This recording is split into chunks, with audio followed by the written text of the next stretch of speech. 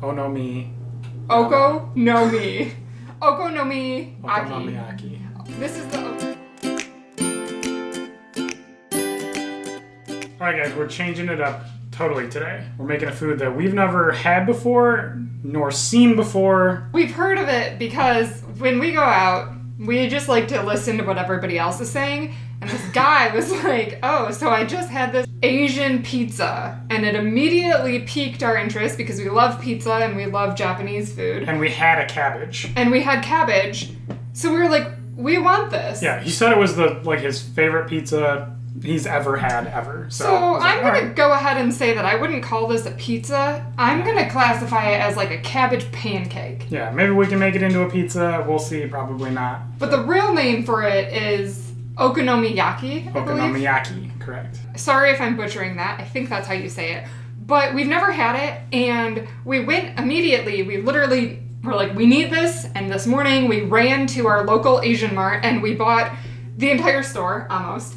And things that we've never even heard of. It's like a mountain yam in English, and I've never had it before. But when you grate it, it turns into like this interesting texture. We're gonna find out. You'll see. Yeah, a lot of this is not in our wheelhouse. We don't make a lot of like Asian specific dishes. A lot of what we got was like dashi powder, a bunch of that. Like bonito flakes. Bonito flakes, like a bag this big, and we only need like this many. Yeah. And like pickled ginger that we only need like 4 of. I'm gonna eat all of that jar. I love pickled ginger. Yeah, we had to make a couple of our things on our own. A lot of things in this recipe called for like sauces or batters. Most of those were not gluten-free in the store that we could find in any capacity. So for Angela's sake, we just made our own. It was super easy. Most of them were like 3 ingredients or 4 ingredients. We're going to cross our fingers. I have made potato pancakes in the past. Very similar to this. So yeah, I think it's going to be pretty similar. There's a little bit of flour. There's a little bit of stuff that you coat flour in. You fry it up a little bit. But I'm really pumped because like we both love trying new food and we really both love Japanese cuisine.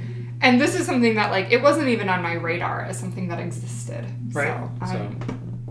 Let's just get Let's just get it. Step 1 is to peel and then grate this, like, crazy mountain yam. I mean, because it's like a yam or a sweet potato, right? Something like that. But it's, like, way slimier. Supposedly, this is the only yam that you're allowed to eat raw. So should we try a little bit raw?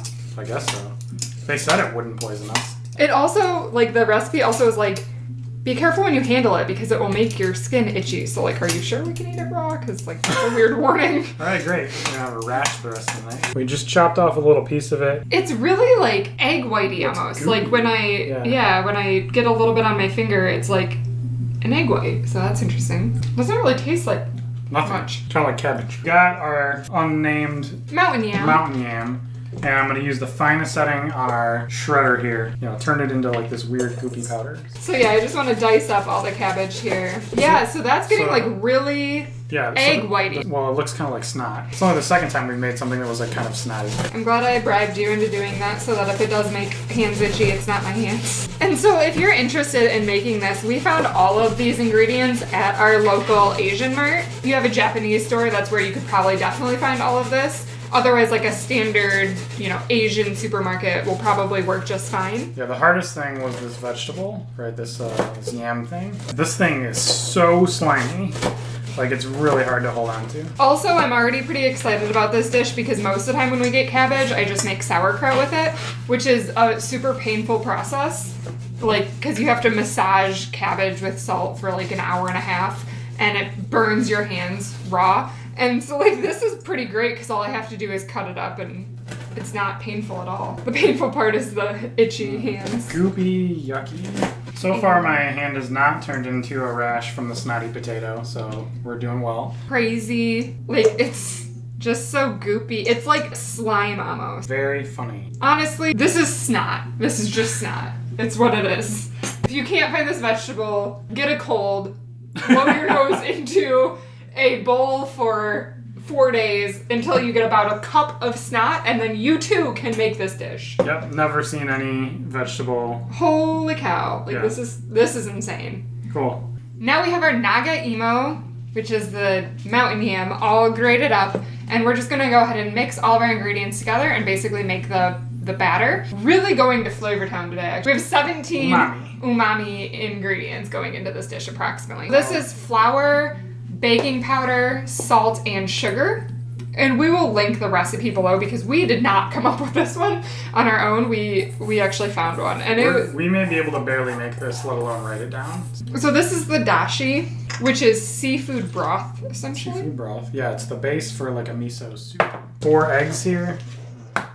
So it's not getting any less snotty. I think the eggs are not gonna help. Really gonna make it extra snotty. So really feeling like potato pancakes to me right now. Flour, eggs, no snot in those, I guess. So we're just mixing this together and it's basically turning into a big snot ball. And so now we have our tempura flakes here. All right, so then we have our pickled ginger, which I taste tested. It's good. And now our cabbage. All right. We're almost... This is going faster than I thought. Is this looking how it's supposed to look? I think so. I think it's good. All right. So I'm going to add it all in? Oh, yeah, go for it. Just or do you dump think her there's in. too much? No, she had more cabbage than we did. It's going to be very cabbage heavy, I'm pretty sure. Mix her up. I'm losing some cabbage.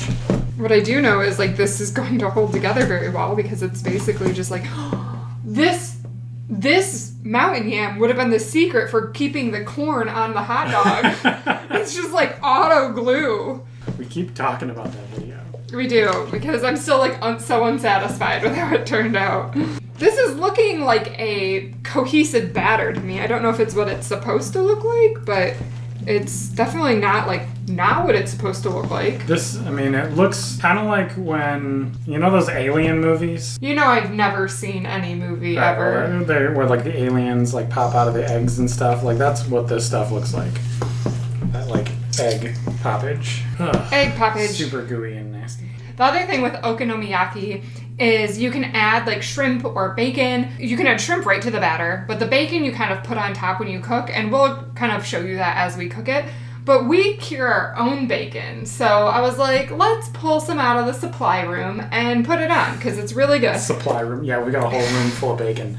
It's just wall-to-wall bacon. We just hang it everywhere. Super easy. You just get a pork belly, which is really inexpensive, and you apply a ton of salt to it, and then just... In the fridge for like a week, and you just like flip it, add some more salt if you need to. 4 or 5 days in just a little container. Yeah, you flip it like every other day, and then you have bacon. And so I'm just going to cut these in half because the advice for the recipe is if you're new to making okonomiyaki to make smaller rounds so it's easier to flip. Tiny pancakes, all right. Switch to frying mode.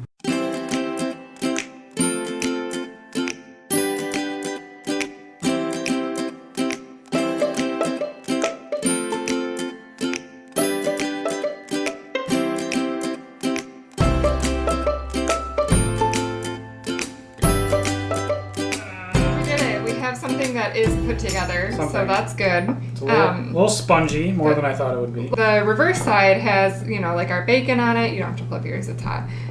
So, yeah, we have a little bit of our bacon right on top, but now we have like 100 things that we put on top of this. Right, this thing is primarily, there was a lot that went into the batter part of this, but it's primarily about the toppings, because there are, so many toppings and so many optional things for Which is your favorite thing, because it's like sauce, and toppings. You could open a restaurant called Not Enough Sauce. And if somebody complained like, oh, sir, there's too much sauce on this, you'd be like, don't you know where you are? There's not enough sauce. That's right. See, play on words. Because that's what a play on words is. This is the okonomiyaki sauce that we made. So it was just some ketchup, some Worcestershire sauce. A lot of Worcestershire sauce. And a little bit of sugar. And oyster sauce. Oyster sauce. This was one of the pre-made things that had wheat in it, so thanks a lot, whoever is manufacturing that. So we just go ahead and bask this right on like that, right? Nice little... Galabi coating. Yeah, so I guess this is a pizza sauce, if we're calling this the crust. If this is a pizza, the spongy pizza. All right, so next we have the nori. So we just ground up like a sheet of nori paper. Like you would use for like sushi rolls. And so this will just give it like a nice little seaweed finish. I like this stuff because it's like glitter, but not. So like Brett will let me use it in the house. Right, it's another one of those kind of like umami things. We've got the sauce, which is a mega umami ingredient. We've got the seaweed here, which is another kind of umami ingredient. And then finally we have our... So now do we do the bonita flakes or do we go to the mayo? So I think we do the bonita flakes first. So these are kind of fun because they react a little bit to heat, right? It's supposed to. So if we did it fast enough... when you like add them. Oh, that's cool. Yeah, they like dance. We're gonna find out that this is like live or something. That's kind of what the impression is that you go for. It reminds me of one of those inflatable things that just like. Right, because they don't just like shrivel up like shrinky dinks or whatever. They just they kind of like blow around like. Yeah. Oh no, you're gonna eat me. Last thing we have is Japanese mayonnaise, which is not the same as American mayonnaise. But just like has this really cute man on it. But nothing on the bottle, so we kept a little bag just to show that off. All right. We don't know why this is different than regular mayonnaise, but we were like, if it calls for Japanese mayonnaise and it makes a difference. Because I think it's like rice wine or rice vinegar or something like that, and. So you thought there was nothing on it, but secretly the man is hidden. Oh. I don't think my brain comprehends yet what this will taste like. Because we have like shrimp flakes and we have seaweed on it. Which I think a lot of people would be like, I don't want to eat shrimp flakes and seaweed, but it sounds great to me. And then we'll see. We have like a vegetable I've never had before in my life. And then there's like cabbage. And then there's mayonnaise and delicious sauce. So everything by itself is umami flavor right here, including probably the mayonnaise. Everything umami. Umami.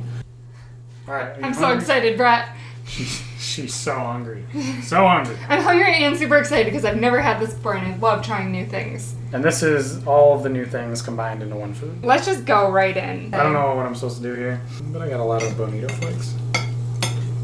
Gross, isn't it? No, it is like really good. I'm gonna give you some bacon because that really like, and I'm not a huge like bacon person usually, but in this, it really goes with it. Right, we made our own bacon like I moved bacon 2 years ago.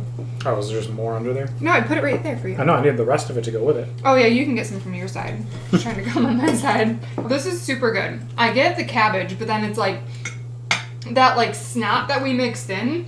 That's just gone. like it's not snotty, but like I can taste something binding everything together, and it's good. It held together super well in the pan. Yeah. Right? So that thing was doing its job. It probably definitely would have worked really well on that corn. This is just so many cool flavors together. Umami and umami and umami. It's like you get a little fishiness from the shrimp flakes. Or like shrimpiness, but not overwhelming. Yeah, if somebody didn't like fishy stuff, like I wouldn't even put this in the ballpark of that. Like, no. By itself, no. like the seaweed's a little fishy, the banani flakes. I mean, they're a little fishy when you try them by themselves, but together, like with everything going on, like I don't taste really any fishiness at all. And for as many like strange ingredients that we had never used before, like the mountain yam and the flakes and the dashi broth, like most of that we had never had before, but this doesn't taste like something that I'm like, oh, this is a super foreign food. It almost already tastes like a good comfort food. Like I would make this on a rainy day when I just like want something warm and filling and delicious. Right. This is super tasty. So I understand why this guy said it was his favorite pizza he's ever had. From a flavor perspective, this thing is exploding and like it's just hitting all the right notes on my taste bud. Mm-hmm. So this is super salty. Really, salty. Yeah, that's just sweet. half the battle. A little salty, a little sweet, a little umami. Yeah. I think it's fantastic. I wouldn't call it a pizza. That seems a little ridiculous. I would call it a pancake. We've got some like giant ones on the pan that maybe we can turn those into pizzas. I would make it again, and I would say like in terms of if you're a beginner, I think you could totally make this dish. Honestly, it was probably a little bit more complicated for us because we had to make our own tempura flakes and our own sauce. But outside of that, it was like great thing mixed together with flour. It was just a regular cabbage. batter. It was a pancake batter, basically. Yeah, and then basically cook like a pancake. It takes about 5 minutes aside, and you're done. But I would highly recommend trying this if you are at all interested in anything like this, because it is very, very, very good. I'm super happy with this. I'm super happy we eavesdrop and listen to people's conversations, so we knew that this existed. Thanks, random stranger in that restaurant that one time. Try to make this dish. You will not be disappointed. So thanks for tuning in this week. If you like Japanese food, go ahead and hit that like button and make sure you subscribe to us for not just fun, interesting recipes, but also super easy recipes like the one we did last week. Right. And maybe sometimes things we make turn into a disaster. I was hoping this was going to be the case so we could show off just like a huge catastrophe. But again, we keep making stuff that's like really good. I'm sorry. Toss it up for me, Brett. Let me just go ahead and knock this one out of the park again. Flavor Town, that's where we're at. Yeah, we're in Flavor Town again. We live there. It's our home now. So thanks for tuning in. Go ahead and leave a comment if you have never tried this before. So that means almost everybody who watches this video has to leave a comment. All right, thanks for tuning in this week. Bye. Bye.